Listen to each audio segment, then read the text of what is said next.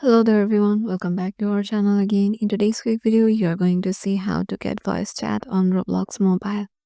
So to do that, just head over to your, um, let me show you as it is an informative video.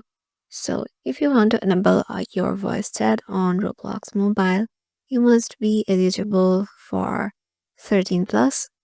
So, and your phone number and your ID must be verified. And you have to just head over to your account settings and go to the privacy tab. And under microphone and camera input, toggle use microphone to chat with voice. Select it to on, then toggle will turn from gray to green and indicating that voice chat has been enabled for your account. You can toggle the selector off at any time to disable the voice chat. So yeah.